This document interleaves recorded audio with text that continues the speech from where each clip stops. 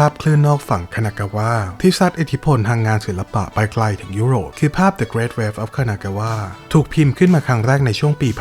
1831 โดยศิลปินที่มีชื่อเรียกสั้นๆว่าโฮกุไซ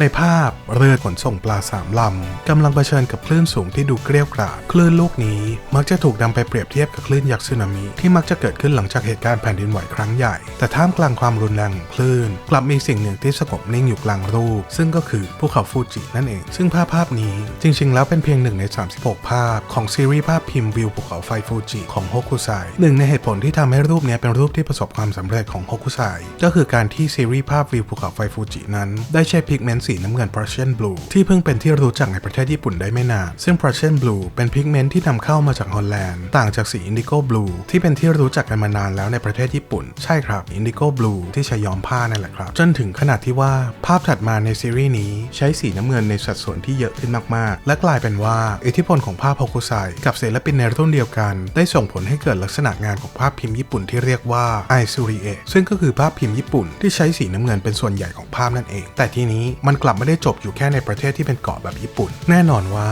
การติดต่อค้าขายใดๆกับแต่ละประเทศก็ย่อมส่งผลต่ออิทธิพลทั้งขาเข้าและขาออกด้วยเช่นกันซึ่งด้วยความที่ว่าภาพ The Great Wave of Kanagawa และภาพพิมพ์อื่นๆของศิลปินญี่ปุ่นนั้นถูกทำซ้ำขึ้นมาเป็นพันๆชิ้นนั่นจึงส่งผลให้ง่ายต่อการเผยแพร่หรือส่งออกเป็นสินค้าไปสู่ประเทศอื่นๆได้และมันก็มีบางส่วนไปจบลงในสายตาของศิลปินดัชคนหนึ่งที่ชื่นชอบผลงานภาพพิมพ์ญี่ปุ่นมากถึงขนาดที่ทดลองเขียนตามและเริ่มประยุกต์ใช้เส้นสีเข้มในการตัดแบ่งพื้นที่ซึ่งเป็นอัตลักษณ์ของศิลปะตะวันออกแทนที่จะเป็นการไล่แสงและเงาแบบที่เคยมีอยู่เดิมในตะวันตกคนนั้นก็คือวินเซนต์ แวน โกกนั่นเองครับรวมไปถึงคอมโพเซอร์อย่างโคลด เดบูซี่ที่มีภาพพิมพ์ชิ้นนี้ของโฮกุไซอยู่ในสตูดิโอของตัวเองก็ได้แต่งเพลงละแมขึ้นมาพร้อมกับกำชับให้ภาพนี้ถูกพิมพ์อยู่บนปกของโน้ตเพลงนี้อีกด้วยจากทั้งหมดที่เคยถูกพิมพ์มาประมาณ 8,000 ชิ้นปัจจุบันเนี่ยมีหลงเหลืออยู่ในมิวเซียมและคอลเลกชันต่างๆในโลกเพียงแค่100 ชิ้นเท่านั้นซึ่งแต่ละชิ้นก็มีสภาพที่แตกต่างกันไปบางชิ้น